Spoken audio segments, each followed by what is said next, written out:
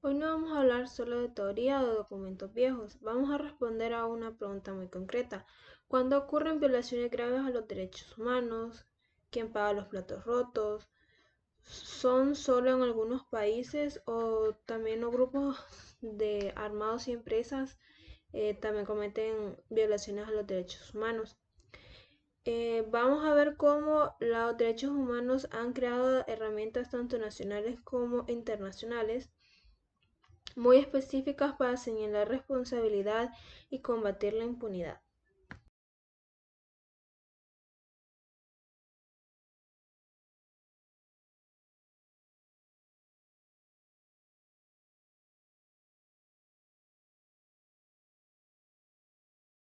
Bueno, vamos a empezar desde el principio. ¿De qué estoy hablando?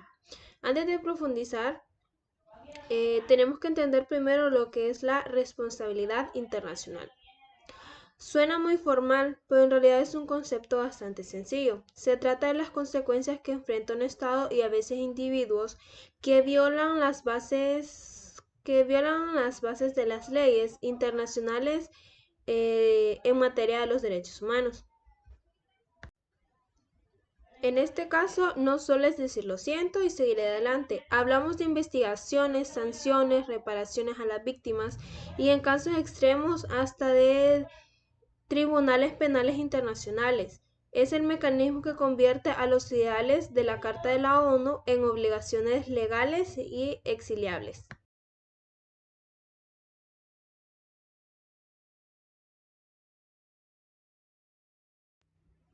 Ahora vamos a ver cuál ha sido la evolución de los derechos humanos. Para entender lo que hoy existe como la responsabilidad que tenemos, vamos a hacer un viaje un poquito rápido. La idea de que el poder de un gobierno no tiene límites, nació con la fuerza de la Revolución Francesa y eso era algo que pasaba dentro de cada país. El verdadero clic ocurrió con las dos guerras mundiales. El mundo vio atrocidades en una escala que antes no se imaginaba y dijo basta.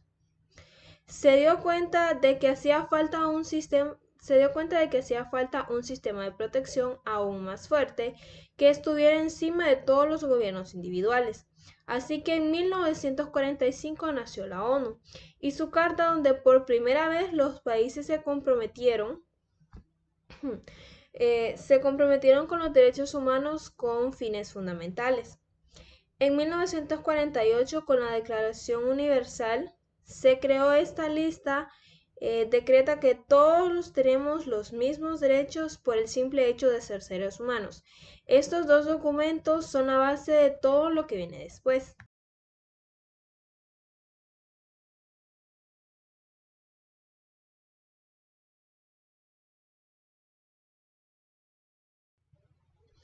Ok, ahora vamos a hablar de cuáles son las obligaciones, pero especialmente en la obligación del Estado. El Estado tiene dos tareas muy importantes, que es respetar y garantizar. Entonces, ¿qué se le exige concretamente a los países? La respuesta en resumen son dos verbos muy poderosos que, como ya se lo hemos repetido, es respetar y garantizar. Respetar es la parte negativa. El Estado tiene toda maquinaria como el gobierno, políticas, leyes. Se compromete a no ser el que viole tus derechos. No puede torturar, no puede desaparecer y no puede cancelar sin un juicio justo, encarcelar. Pero tiene que garantizar que es la parte activa y positiva. Significa que el Estado debe hacer todo lo que esté a su alcance para que tú puedas disfrutar de tus derechos. Esto implica cuatro cosas muy importantes. Prevenir las violaciones antes de que ocurran, sancionar la responsabilidad, no importa no importa situación económica, religión o otro tipo de situaciones, debe sancionar a los responsables y debe reparar el daño causado a las víctimas. Un caso que lo dejó muy claro fue el de Velázquez Rodríguez en Honduras. Este caso fue muy relevante porque la Corte Interamericana dijo que aunque no se pudo probar que el gobierno ordenó su desaparición, fue responsable por no haber hecho lo suficiente para evitar y no investigar bien después. Eso marcó un precedente bastante enorme y una injusticia por parte, pues, de los gobiernos.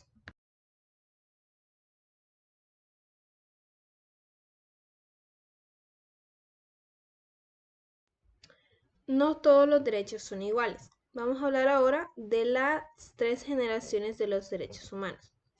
Ahora no todos los derechos humanos protegen exactamente de la misma manera, porque han nacido por generaciones. La primera generación de los derechos humanos son los derechos civiles y políticos. La vida, la libertad de expresión, son como un alto al Estado.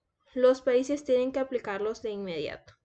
La segunda generación son los derechos económicos, culturales y sociales. La salud, la educación, el trabajo. Aquí se entiende que todos los estados deben ir logrando de forma progresiva las capacidades según sus capacidades. Es más complejo demandar a un país por sus hospitales que no son mejores que demandarlos porque tienen presos a los políticos. La tercera generación son los derechos colectivos como el medio ambiente sano o al desarrollo. En 1993, en una conferencia de Viena, todos los países acordaron que todos los derechos humanos son igualmente importantes. En un principio maravilloso, pero en la práctica, los mecanismos de defender los derechos humanos, en especial los derechos a la salud, como decía, en especial los derechos a la salud no son ni tan rápidos ni tan fuertes como la defensa por los derechos de la libertad. Es una de las grandes expresiones y tensiones que todavía existen en el sistema.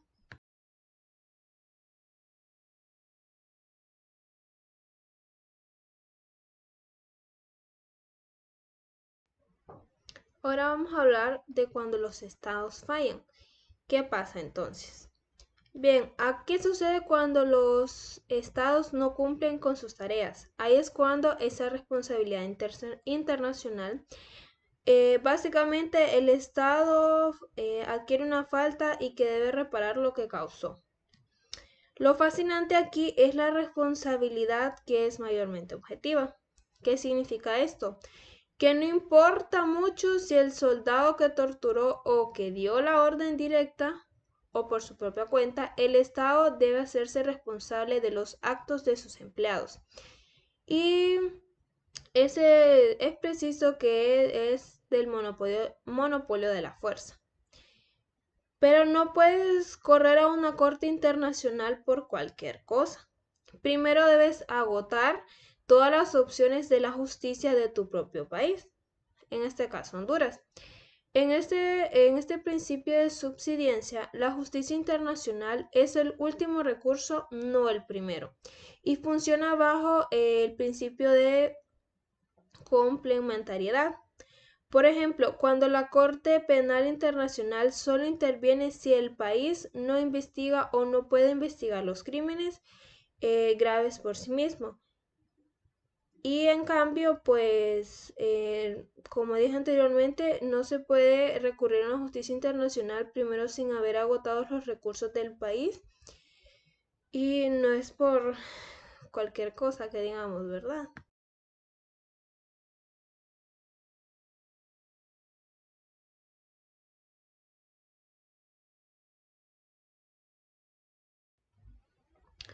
Ok, ahora vamos a hablar, no solo los estados, sino otros también responden. Durante mucho tiempo la mirada estaba puesta solo en los estados, pero el derecho internacional moderno extendió que eso no era suficiente. Hoy en día los individuos también pueden ser juzgados personalmente por crímenes atroces. Esta doctrina es fundamental, la responsabilidad de mando. Un general, un ministro o un jefe político no puede esconderse detrás de sus subordinaciones. Si tenía autoridad sobre ello y sabía o, o debería haber sabido de los crímenes que se cometen y no actuó para impedirlos, castigarlos, es responsable como es tan responsable como el actor intelectual. Hay un caso muy importante que es el caso de Pichonet, que fue un terremoto en ese sentido. Demostró que un exmandatario no puede esconderse detrás de su cargo para evitar la injusticia por sus crímenes de su humanidad y sentó las bases para la jurisdicción internacional, que permite que ciertos crímenes tan graves puedan ser investigados por tribunales de cualquier país, porque ofenden a toda la humanidad. Además, aunque los grupos armados irregulares o empresas o los estados, sus acciones pueden generar violaciones masivas y mecanismos de injusticia y poco a poco también estos también pueden ser alcanzados.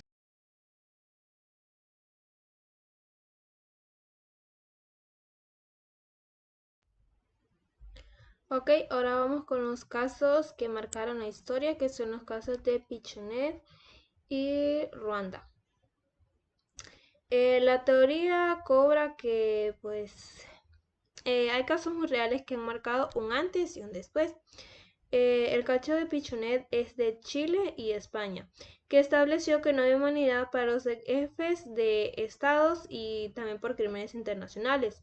Los tribunales de Ruanda y ex Yugoslavia crearon una jurisprudencia detallada sobre el genocidio y crímenes de guerra contra la humanidad y desarrollaron la doctrina de la responsabilidad de mando, incluido para ambos factos. El caso de Mousema, Ruanda, llegó al extremo de señalar responsabilidad a un gerente de una fábrica de té por incitar y ser cómplice de los crímenes de sus empleados, mostrando que la responsabilidad no puede ser también en contextos civiles.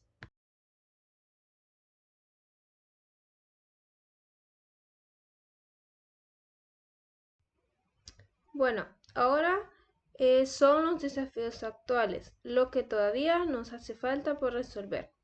El sistema no ha avanzado mucho, bueno, o ha avanzado mucho, pero no es perfecto. Y hoy entrega retos nuevos y bastante complejos. Uno de ellos son los niños y niñas soldados. ¿Cómo aplicar la justicia a un menor que fue secuestrado, drogado y obligado a cometer delitos atroces? La injusticia aquí debe balancear de la accountability y la reinserción. Eh, el poder de las corporaciones, como responsabilizamos internacionalmente a una multinacional que contamina una región entera o también usa personas como esclavos o trabajo forzado. Los conflictos internacionales como las guerras asimétricas y actores fragmentados asignan responsabilidad que se vuelve cada vez más complicado. Son preguntas difíciles que muestran que los derechos internacionales a los derechos humanos es un campo vivo que sigue evolucionando.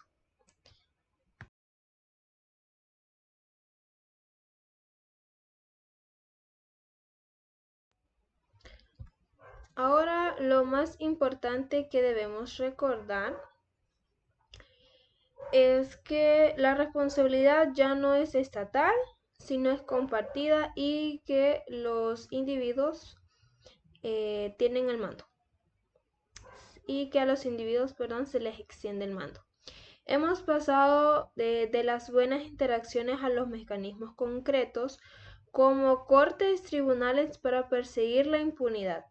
En el centro de todo esto estamos en el formato legal, que hay un principio simple pero inquebrantable. La dignidad humana es el valor supremo y debemos protegerlo entre todos. Y pues, gracias.